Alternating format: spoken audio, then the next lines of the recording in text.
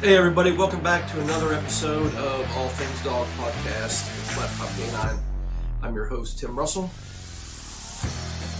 Today I think we want to do because it's such a big issue, I want to do another episode on resource guarding.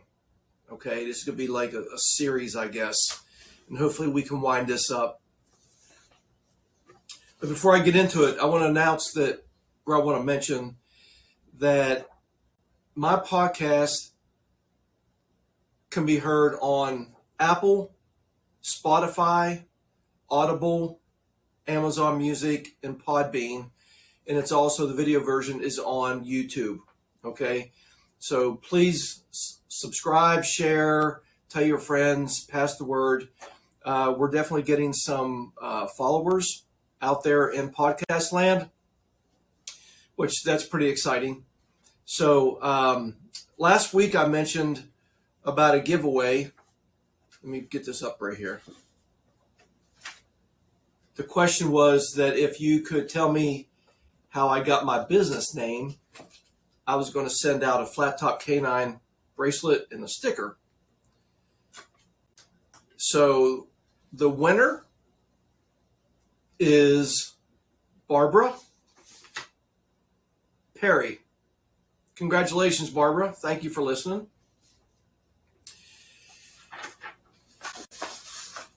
If you've listened to me, or if you know me, you know my training and how I feel about protecting our dogs.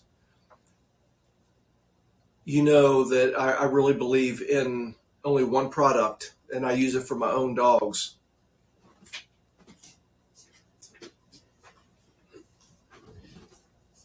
See if I get this on the camera. Last week I didn't get it. Okay, there we go. So this is New Vet Plus. Okay, this is a prebiotic that is great for gut health, their coat, immune system, everything. Excuse me. This one here, there we go. This is what I use for my shepherds. Okay, this is an incredible joint supplement, and this product, New Vet Labs, produces the best product available.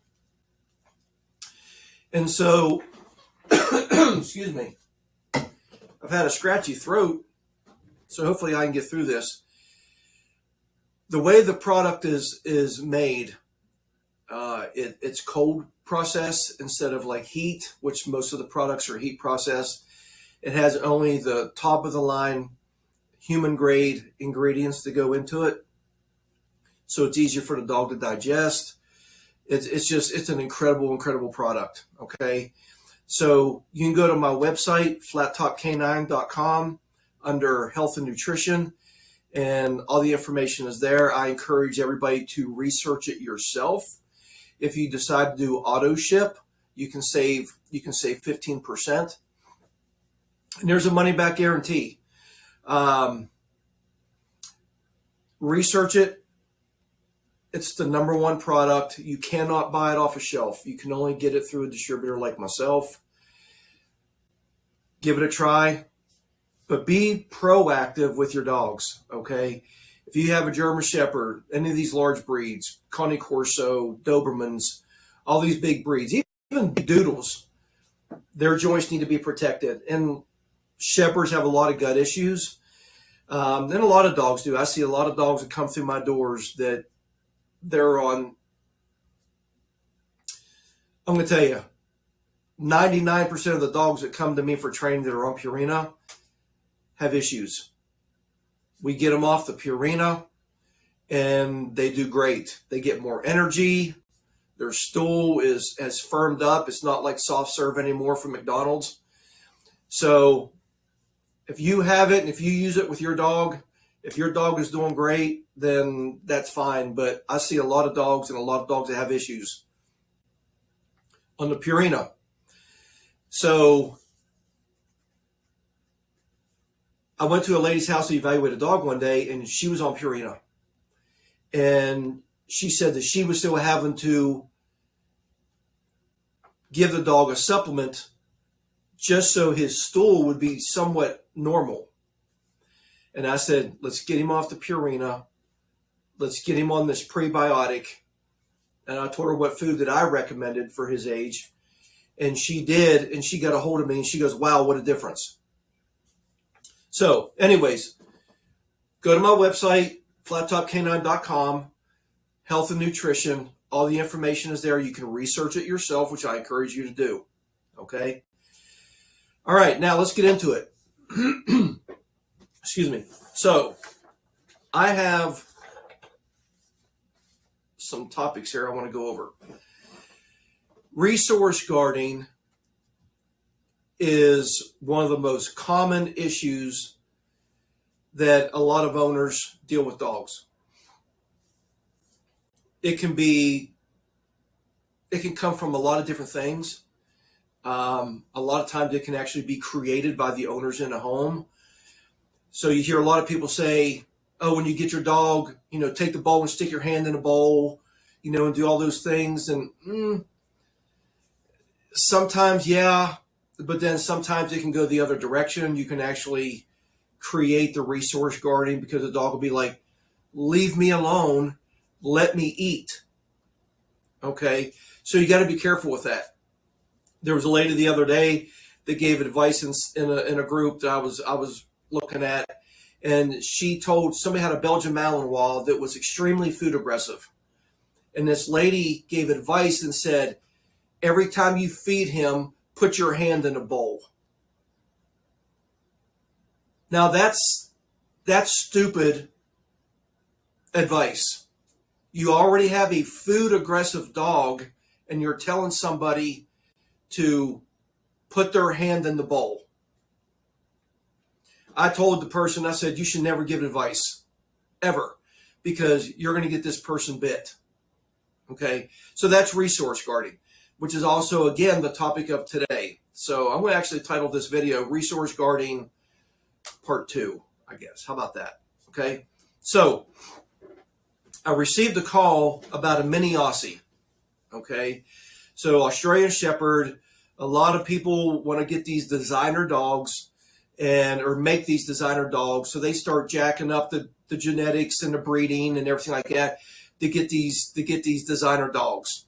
We take a dog that is supposed to be this size, and now we want to make them this size. So a lot of times you have health issues, and from my experience, I see a lot of behavioral issues.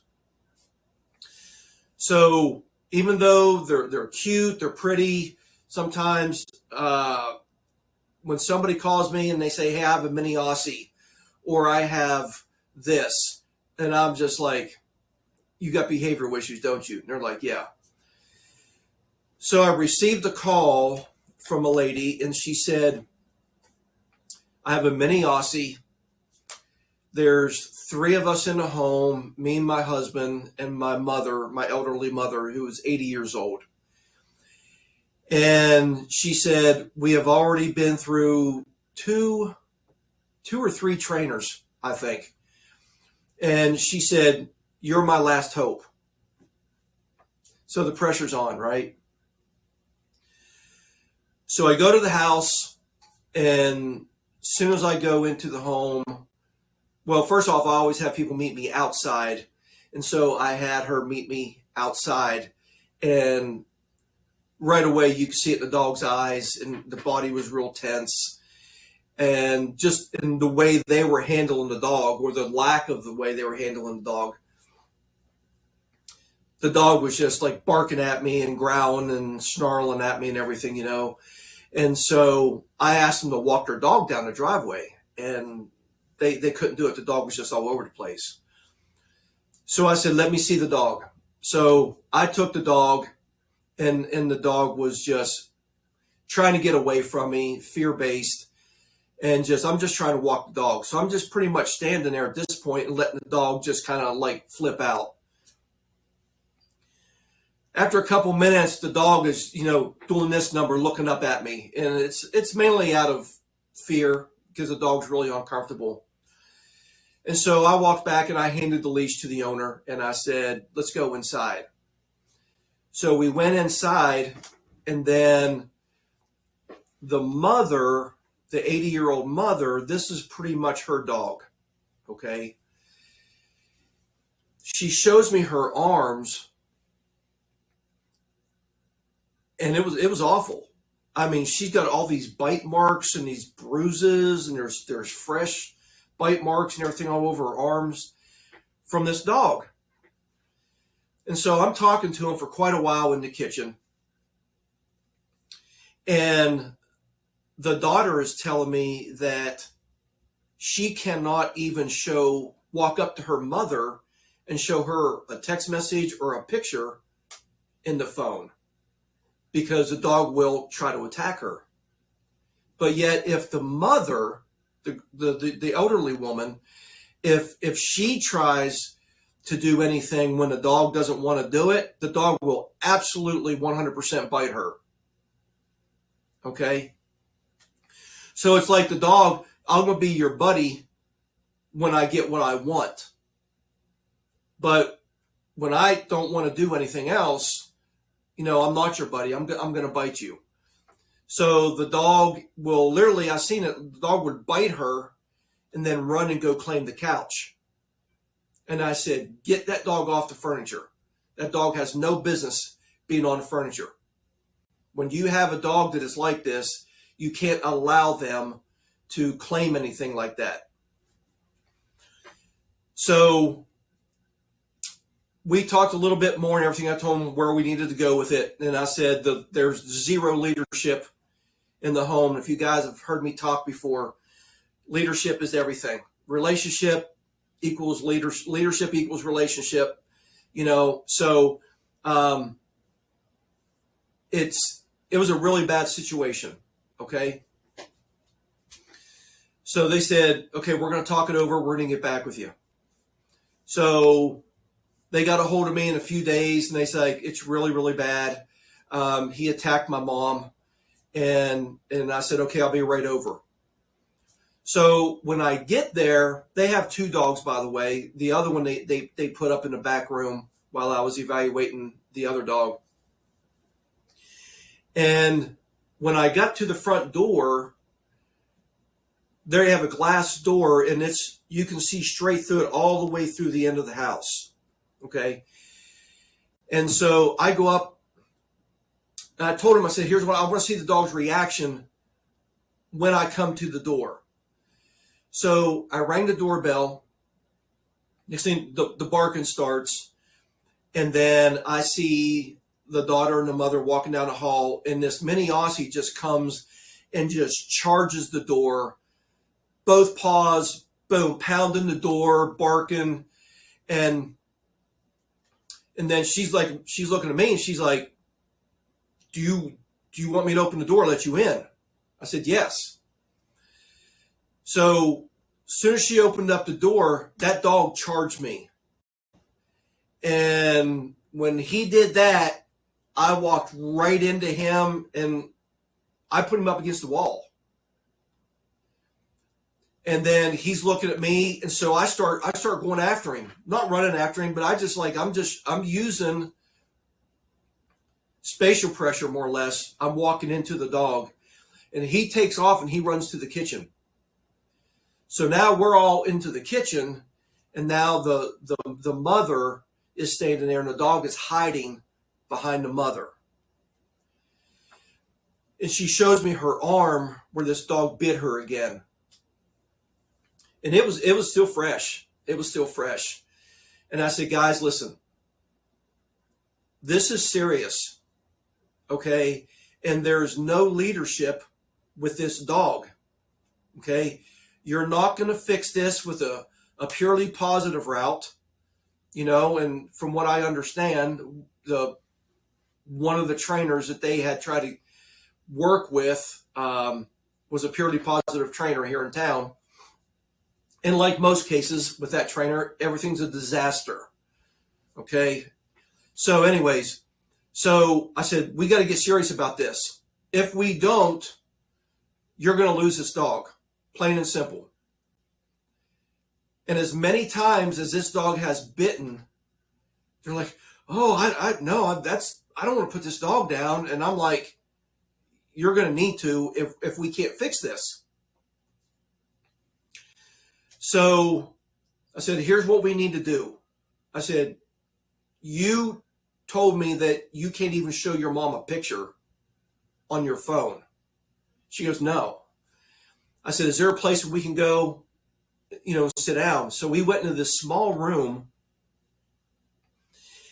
and the mother sits down on the couch. It's a very, very small room.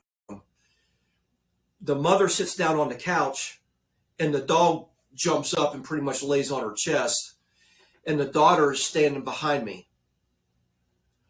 And so I had a leash on the dog, and I brought my phone up, and as I started to walk towards the dog with the phone, or the mother with the phone, I told the dog, leave it. And the dog backed up. I didn't even have to give the dog a correction. I backed off. As I was walking towards her, I said, leave it. The dog backed up. Okay, so that's good. So I did it one more time. I did it 3 times. And then I had the daughter, I said, I want you to do it. And she said, I can't do it. I said, you have to show this dog that you're a leader. You have to show this dog that you're not afraid of this dog. I understand you being nervous, but you have to do this. So she came over and I walked her through it. And as she was walking towards the dog, she said, leave it. And the dog backed up. I said, do it again. And she did it a couple more times. So she was like all nervous. She's like, my hands are sweating. And so then I took the phone back and I went on the couch. I said, I'm going to sit down beside her. And they said, don't. I said, why? They said, because he's going to bite you. I said, he'll be sorry if he did. So I walked over and I sat down right beside her, and it was very tight. And I sat down and I reached up and I started petting that dog. And they couldn't believe it. The daughter started crying. The mom almost cried, and they couldn't believe it. So we go back out and we have another long discussion about this dog. And I told them, guys, you're not out of the woods. I'm just showing you how strong of a leader you are going to have to be probably on a daily basis for this dog. Just plain and simple. If you cannot do it, which I knew they couldn't, you either need to send this dog to a rescue or you need to euthanize the dog. So I said, what are you going to do about training? They're like, okay, well, we're still going to think about it. And I'm like, oh my goodness, they're not going to do training. So she calls me about a week later, and she tells me that the dog had bit again, and now they were going to go to a veterinarian behaviorist, which is a total waste of money. Okay, they're not trainers. They don't put their hands on dogs. All they're going to do is give you a prescription to dope up your dog. Okay, that's just going to sedate the dog. But if that wears off, you still got the same dog. Okay, so that's what to do. And she called me after the visit, and I said, guys, it's not going to work. I don't know what it's going to take to get it through you guys' head that the only way you're going to fix this dog, if you fix it at all, is being a strong leader. And I said, do you feel that you can do that? And she said, no. I said, I'm telling you, this dog is going to die if we don't do something. She said, okay, I know. I'm pretty sure we're going to do something. And so she said, I'll call you tomorrow or the next day or something like that. And I didn't hear from her. So I tried to get a hold of her, 2 or 3 more times, and I didn't hear from her. So I'm going to assume that they put the dog down. And they should, because that dog didn't need to go to another home and bite somebody else and possibly a child. So that was a really bad situation, and for the safety of really just people in general, just not those people, for everybody, it wouldn't be ethical to actually put that dog in another home with that extensive bite history. Okay, now, and when I say this dog has a bite history, it's not just like, a little mouthing or snap, leave me alone. No, it was full on, gripping the arm. I mean, this poor lady, she had bruises and blood marks all up and down both arms. So it was really bad. So if you're out there and if you're looking for these designer dogs, be very, very careful, because I'm going to tell you, there's a history with mini Aussies. Are there some good ones? Yes. But I had a lady call me just the other day, and I said, she's telling me all this stuff. I said, well, what kind of dog do you have? She said, I have a mini Aussie. I said, I know it. I knew you had behavioral issues, so just be careful. I had another family get a hold of me. They adopted a dog from Paws here in Murfreesboro, Tennessee. And this dog, I mean, I don't know how many, if you did a DNA on this dog, there's no telling how many would come back in the DNA. Kind of like a dachshund dog, and man, he looked like he was mixed with blue heeler. Beautiful markings on the dog. But they called me because, again, the topic of the day, resource guarding. And they didn't know what it was called, but they had 2 little kids and they had a new baby. And I get there, they can't even walk this dog. So, I mean, within a couple of minutes, I was walking a dog, and I had the owners walking a dog. That was no big deal. So the reason why they had called me was literally, they don't know this dog. Literally the day they brought this dog home from Paws, it was free reign in the home. The dog claimed the couch.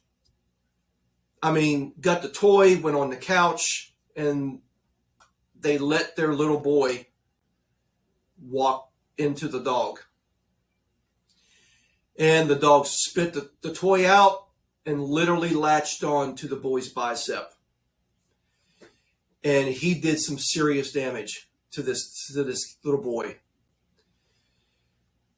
So I don't know why it just wasn't like, let's call it quits right then, but they said we want to get some training. So I go to the house, and after I got them walking the dog, I said, okay, and the husband said he's really bad with food. And I said, how bad? And he goes, oh, he will absolutely attack you. Okay. And so I said, okay, let's set it up. I said, let's do it in the crate. And he said, well, that's where he's the worst. I said, okay. So I said, safety first. So he put the dog in the kennel, and I took my leash and I, excuse me, and I ran it through the side of the crate. So he came and he put the food down, and the dog started eating.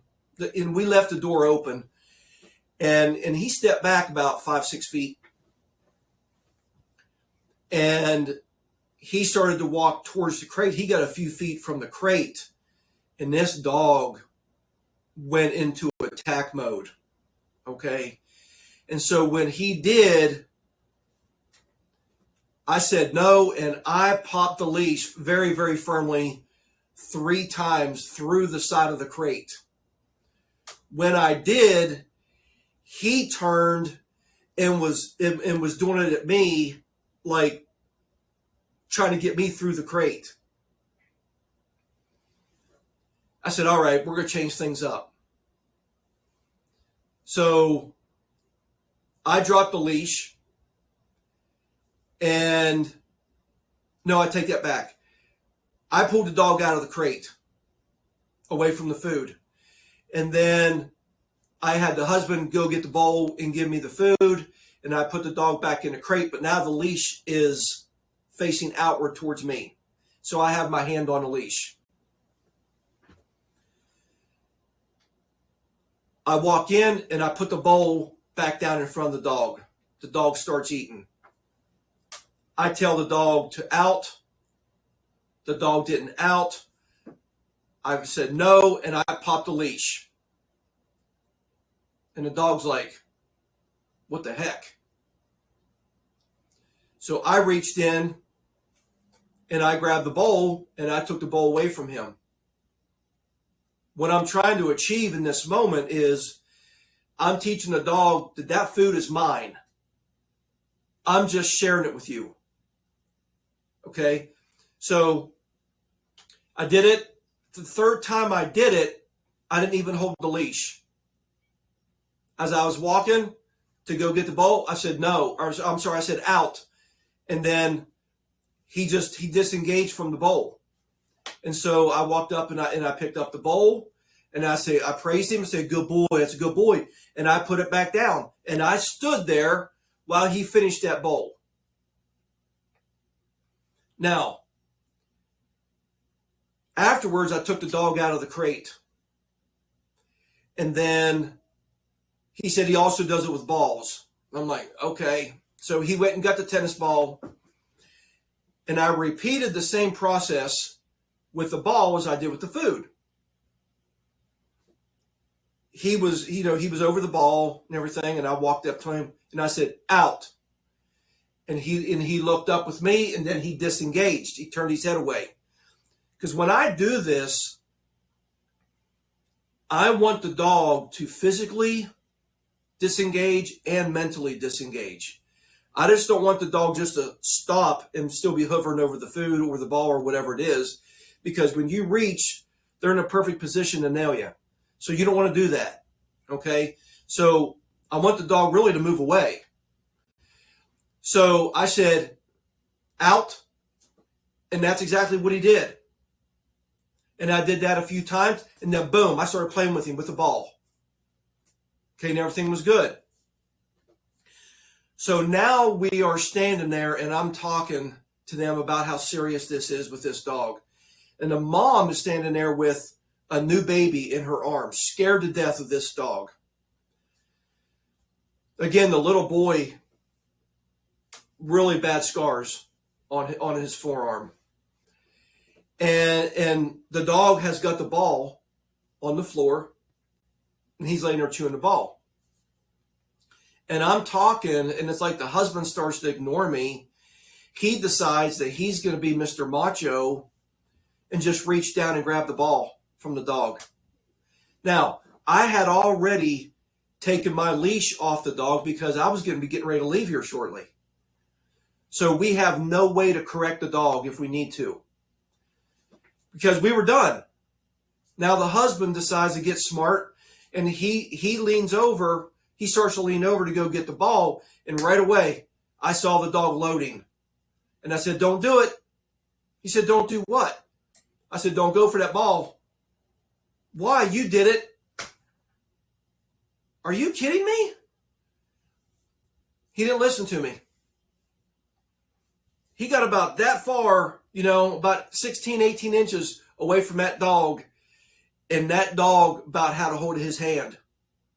And I just looked at the husband. I said, that was stupid. I said, why would you do that? Well, I saw you do it. I said, I'm a professional. You are not. I said, you don't even know this dog. This dog don't even know you. So he wanted to write me a check for training right there in the living room, and I wouldn't take it. And I said, guys, this whole situation really makes me nervous for your children and for you guys.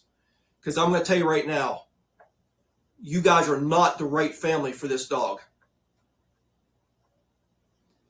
Somebody's going to get hurt again really, really bad. And I said, I'm not going to take your money. I said, you need to implement what I have shown you here today for the next week or so. Then get a hold of me, and then we'll talk. So he did. He did. He got a hold of me. And I said, how's it going? He said, it's going better. And he said, I want to send you a deposit. I said, okay. I said, all right. I said, but you need to know, like with any dog I train, there's no guarantees because we're dealing with an animal. I could fix this dog, but then there could be something that could trigger this dog. Okay? And then you're not going to come back on me. He said, I understand. So he sent me the deposit. A week later, he calls me. And he said, we're euthanizing the dog tomorrow morning. I said, what happened? He said, he bit my wife. I said, I knew it. I said, that's why I didn't take your money from the very beginning. Now, I will never believe that Paws did not know what this dog would do. They had to know this dog's history. I'm going to say that's the reason why that dog was in the shelter. Okay? That dog should have never been adopted out. It should have been euthanized at the animal shelter. This dog was not a good dog at all. He was very pretty, but he was not a good dog. So I felt bad for him, and they thanked me left and right, about how I helped them and how I worked with them and everything, and I was real grateful for that. And so I said, here's what I'm going to do. When you guys get another dog, if you want me to train the dog, I will take your deposit and put it towards the training for another dog. And they're like, oh, man, that's awesome. So I get another phone call from them, a few weeks later, and they got a lab. I think it was a lab. And they wanted me to do the training. But I was so far booked out that because of their situation before, they didn't want to take any chances, so they wanted to get the dog trained right away. So I ended up not training the dog. But there was a lot of fault in this situation. One, Paul should have never adopted that dog. They should have put the dog down. And number two, the family should have never let the dog have free reign in that house the day they walked through the door. Okay, so if you get a new dog, whether you adopt it from wherever, keep a leash on that dog. Show that dog their place, which is either on a mat, on a, place command, or just laying at your feet. Do not allow these dogs to start claiming furniture, okay? Because you can end up with a dog that's resource guarding, So in this situation, the dog he could have been doing a number of things. He could have been resource guarding the toy that he had. He could have been resource guarding the couch, but I'm going to tell you, that's probably the reason why that dog was in the shelter. And nobody could have helped him. I could have helped that dog. I really believe I could have helped that dog, but not with their leadership or lack of leadership. It wasn't the right home, and I know that dog would bite again. So that was a really bad one. And I've got one more, and then if my battery's still good here, I'm going to do a couple Q&As. I went to Lebanon, Tennessee. They called me. This boy was like 19 years old, and he had this Australian Shepherd mix. And I said, you got issues, right? You got behavioral issues. I said, yeah. There's like, when I got there, it's this very, very small home, and there's like a lot of people living in this home. So he brings the dog out. The dog's all over the place. And so there was no leadership. The dog's out of control on the walk. So like I always do, I take the dog and I work the dog. I condition the dog to a prong collar. And he didn't like it at all, but too bad. Okay, so dog finally calmed down. We go into the house, and we're in this very, very small living room. And it's so small. There's 4 people in the living room, and 3 people had to stand in the doorway of the kitchen because it was that small. So they tell me that this dog has attacked, attacked 6 times in this house. 6. And the dad has a bad scar down his stomach from this dog. Okay? I don't get it, guys. I don't understand. I don't understand why somebody would want to keep a dog like this in the home. Okay? So, I go into the house. The dad is sitting on a stool in front of me, and their daughter, who's about 20, 21 years old, is to my left. And the owner is the 19-year-old boy, and he's to my right, standing in the doorway of the kitchen. And we're just talking, and I told him, I said, guys, this is really bad. I'm surprised the dog hasn't been put down. Well, we love the dog, and yada yada yada. And I'm like, look at your stomach. How many other people have gotten bit? And then their friend that was over, he said something that I don't think they knew. He watched the dog one time while they went out of town for a day or two, and the dog nailed him. And he told him right in front of me, and they're just looking at each other, and he goes, if it does it again, I will kill the dog myself. So I knew they hadn't heard that information. So I have the dog on the prong collar, and I've got the leash. Okay, now the dog decides to get away from me. Well, he gets, again, the room is small, so he don't get very far. So he gets to the end of the leash, and he starts flipping like a fish out of water. Dad gets up, daughter gets up, and they're like pushing furniture around, and they're backing up out of the way, and I'm handling this dog. And this dog is flopping like a fish on the floor. It jumps up into the chair. It's flopping in the chair. And I'm not correcting the dog or anything. I'm just standing there like a post and letting the dog pretty much correct himself. And then finally the dog calms down. I give him some leash pressure. He comes over and he stands in front of me. Well, I look over to my left, and the daughter is crying. And I said, why are you crying? I said, what is that? What is this? Why are you doing that? And she goes, well, I don't like that. And I looked right at her and I said, if I don't get through to this dog today, he's going to die. Period. The dog has attacked 6 times in the home. And you're standing there crying. Your dad has a scar down his stomach. And you want to stand there and cry? Kind of ticked me off a little bit, I'm going to be honest. I said, guys, listen, I'm not here to play games. You called me for a reason. You either want results or you don't want results. And Dad's like, you do whatever you need to do. Well, now the dog goes over to my right and sits down up against the wall, up against the door.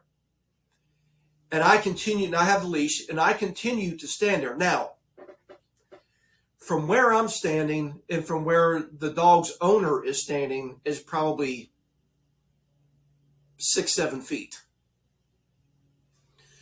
So we're standing there, and I'm talking, and right behind me in this tiny, tiny living room, they had a baby grand piano. Okay. So I sat down on the bench. Now remember, this is a dog that he and I just went round and round in the living room. Okay. I sit down on that bench, and after maybe 20 seconds or 30 seconds, that dog walks away from the room, the door, and comes over and sits between my legs and looks straight up at me.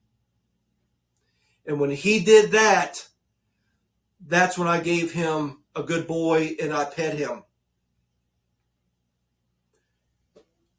Many, many dogs that I have worked, behavioral issues like that, and when they look at me like that, I believe they're finally saying thank you.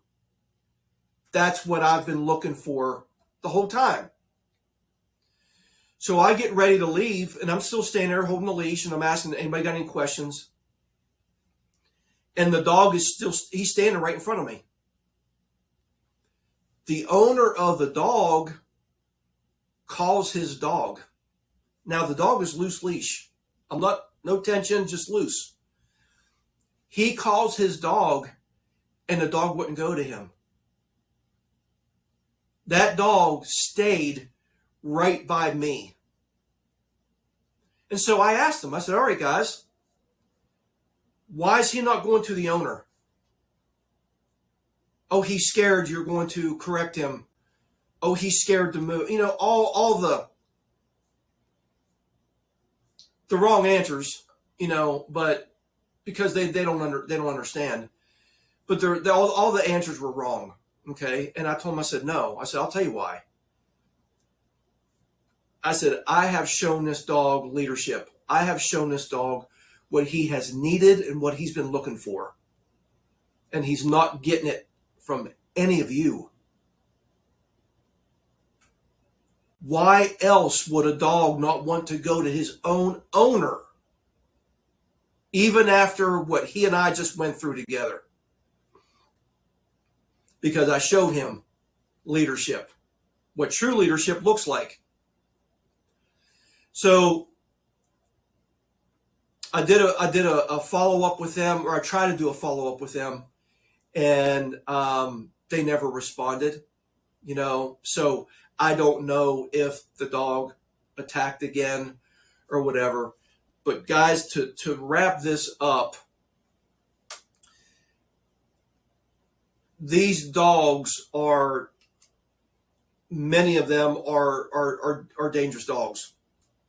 Okay, they're dangerous dogs, and they might look pretty, but don't think that stuff is going to go away. It is not going to go away, and somebody is going to get hurt really, really bad. Oftentimes, it's a child. Okay, I am big on no furniture. Okay, my dogs don't even think about getting on my furniture. If you have a dog that is obedient, a well-mannered, under control dog in your home, knock yourself out. Okay, if you want to do that, then go ahead. Okay, but if you don't have your dog under control, like all these dogs that I've mentioned, that dog shouldn't put one paw on furniture, because they're going to start claiming it just like I've explained, and you're going to have problems. So if you don't teach it now, so you don't have to fix it later. Okay, so that's why when people say don't get the dog off the furniture, I get a lot of pushback from a lot of people. on that. One of my clients the other day, she's like, I know I'm going to send you a video and I know he's on the couch. I'm like, listen, I trained that dog and he is incredible. Okay. Incredible. I'm going to say his name. His name's Tig. Okay. Phenomenal dog. Owners put the work in, very, very dedicated. I said, have at it. Shoot. Well, they sent me a video when the dog was like engaging with a little kitty cat. And while the dog is standing there, they're telling him no, sit, down, everything while he's standing on the couch. He's an incredible, incredible dog. So when you've done that and you've put the work in and you got that kind of dog now and the dog has been trained, then if you want to do that, go for it. But when you're dealing with issues, get the dog off the furniture. Okay? Now, I got to go to my other email address here. All right.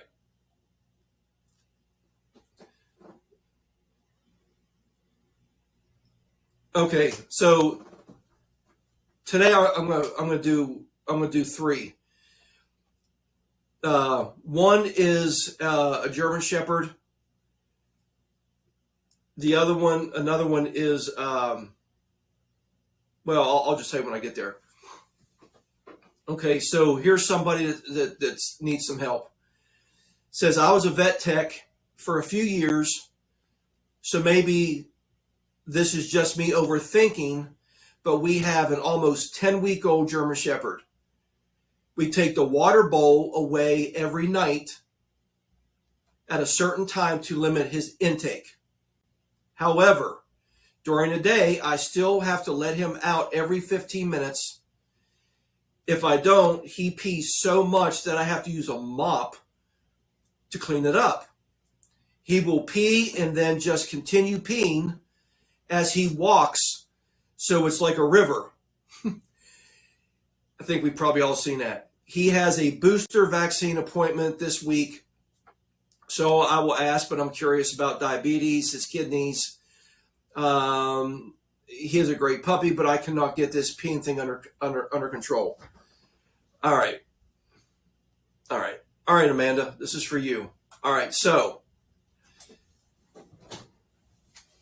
first place that I would start at is you mentioned in the email that you take the water up, you take the bowl away every night at a certain time, which is good. Okay? But there's nothing in here that says that you control the water intake during the rest of the day. When people get puppies, or even dogs, depending on when they adopt them, they want to do what we call free feed. Okay, they fill the bowl up. They put 10 gallons of food in a bowl in the morning, and then let the dog graze all day long. And then they got free access to water, and then they have pee and poop in their house, and they're like, I don't know why this dog is doing this. But I always tell people that I have people get a hold of me and they want me to potty train their dog, crate train their dog. And I say, no, that's your responsibility as the new owner. If you can't do that, if you're not going to do that, you're not going to put the rest of the work in when a dog comes home from training. Okay? You're not going to put that on me. But I also tell them that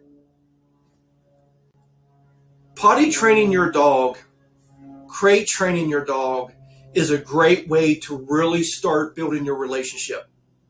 Okay?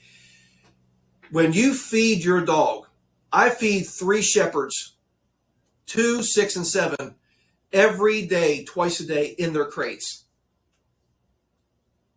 And after I feed them, they're in their crate for a minimum of an hour and a half to 2 hours afterwards to give their food time to digest. Don't feed your dog and then let your dog go loose and then run and go drink water. Next thing you go, you got a dog that needs surgery from a flipped stomach or they're dead. Don't do that. Put the dog up, feed the dog in the crate, let them eat, let them digest. Okay? So If the dog has free access to water throughout the day, that's a big problem. Okay, some people might argue with me on this, and I don't care.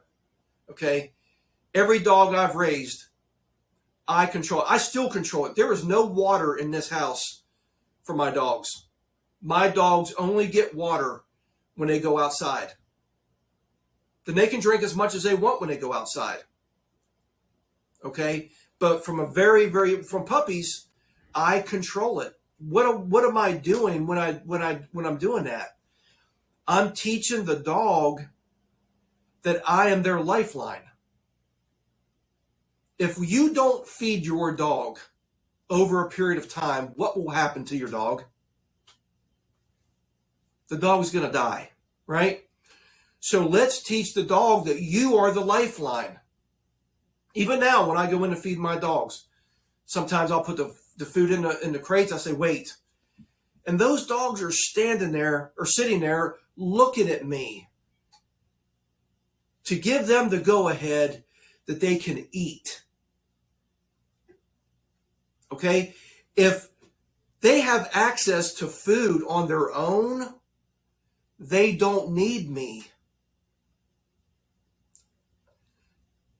I hope that makes sense. I mean, it's really like common sense, but maybe I just put it in perspective.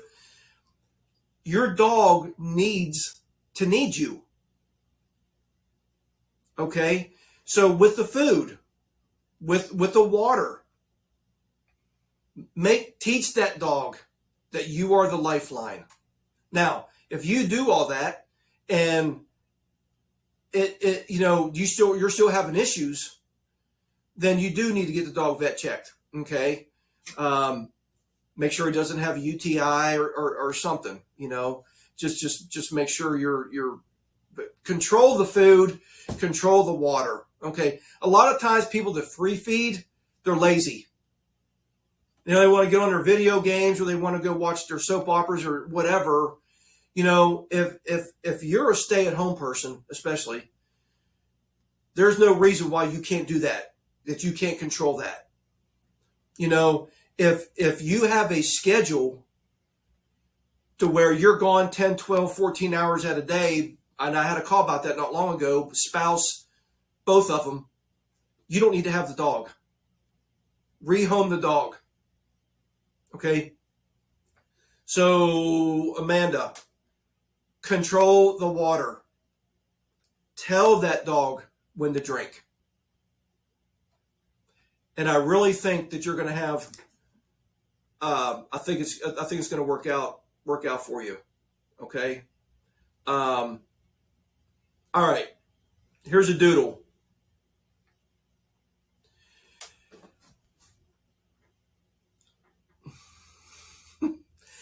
My boyfriend and I adopted our 3 month at 3 months, and I've had her.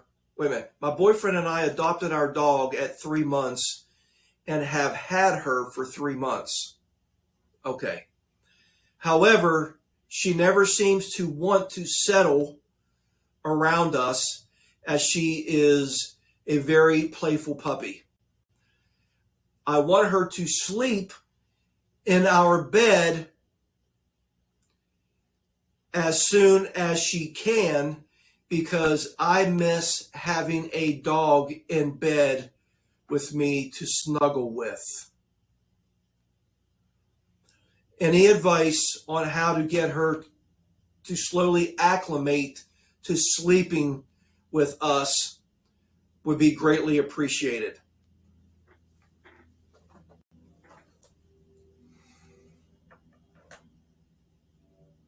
All right, Heather. You're starting off on the wrong foot, right? Okay, so first off, God made these animals in a way that they can sleep out in below zero weather on rocks and be perfectly fine. Okay? We take them and kind of ruin them, if you will. So we do things to the dog, with the dog, that makes human feel better, like what you're wanting. So you are trying to force this dog to give you what you want. You may have a dog that doesn't like to snuggle. I've got one. I don't snuggle with my dogs, but you may have that dog. Could be a good dog, but just, I can do everything else with you, but, get out of my face. I don't need to spoon with you. You know what I mean? It's like you got a boyfriend, and if you want to snuggle with him, but don't force your dog into doing things clearly that he does not want to do. Okay, now, Doodles, many of them are basket cases. I love them. I love to train them. They're great dogs to train, but they are a bundle of energy. Okay, so you got to be able to teach them to turn it off. Okay, it's not about sit. It's not about down. It's about being able to train and control the mind of the dog. Okay, if you can't do that, then I recommend you reach out to a balanced trainer, because I can tell you 10 months old, you haven't put any formal training into this dog, and you need to really build a good foundation in this dog. But just know, you may have a dog that does not want to snuggle, and you need to accept that. Okay, you just need to accept that. Get a stuffed animal. If your boyfriend's not enough for you, get a stuffed animal. Hug a pillow. But leave the dog alone. Okay? All right.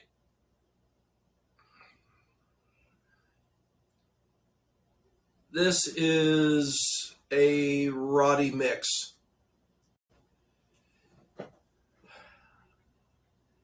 My sweet boy, needy boy, is so reactive to anyone at the doorbell.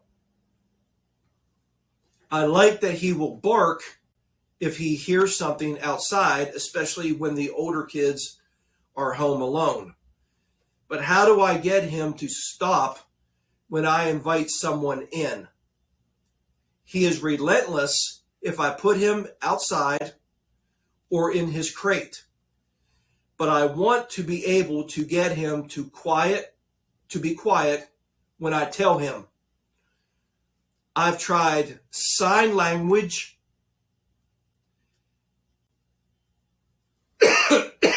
Oh, man. I've tried sign language. That would choke me up a little bit. Shushing him. I send him to his place, but he won't go.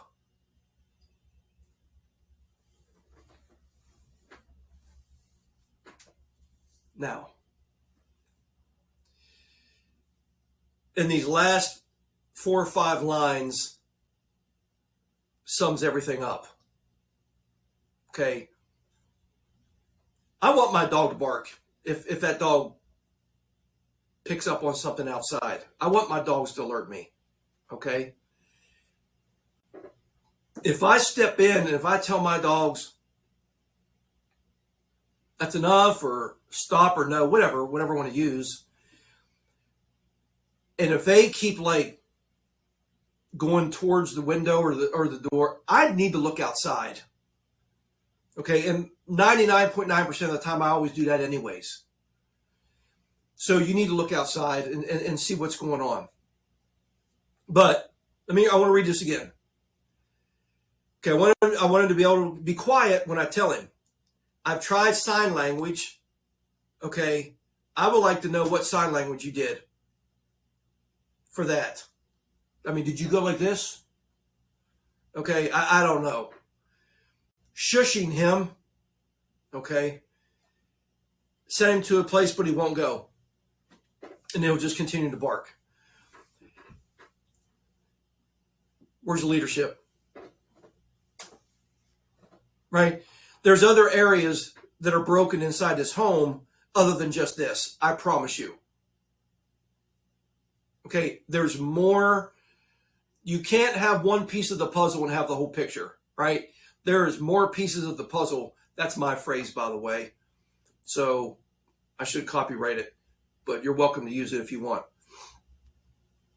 There's more that is broken inside this home. Okay, so one, you got to take control of the dog. Okay, they don't give an age. Okay, but it doesn't matter. Put the dog on a leash, and if the dog alerts and then you're done with it, you've checked everything out and everything is good, then you tell the dog enough, whatever command you want to use, and then you reinforce that command. You back it up with a firm correction on the leash, preferably a prong collar. Okay, if that dog is like trying to get away from you to like continue doing what it's doing, that dog don't respect you. When you step in, that dog should know that you mean business. Your dog doesn't. Okay, so what you need is, I would recommend you get a good balanced trainer. Don't call some knucklehead purely positive trainer. Get a good balanced trainer to come and evaluate the dog, evaluate you, whoever else is in the home, evaluate you guys, okay? And have that trainer teach you how to be a strong leader to this dog. If you need to do a board and train, or if you need to do some lessons, if you can afford it, that's what I'd recommend you do. Again, there's some things that are off inside this house, okay? So put a leash on the dog, get a prong collar, but you got to know how to use it, okay? Get somebody to help you. Just don't throw it on there and start yanking on the dog. You don't want to do that. You need to properly condition them to it so they understand leash pressure and all these things.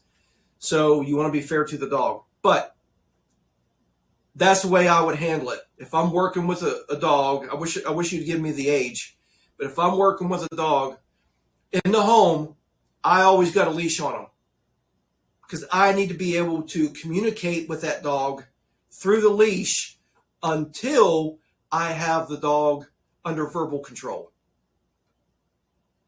And if you don't have the dog under verbal control, you need to stay on the leash. Okay?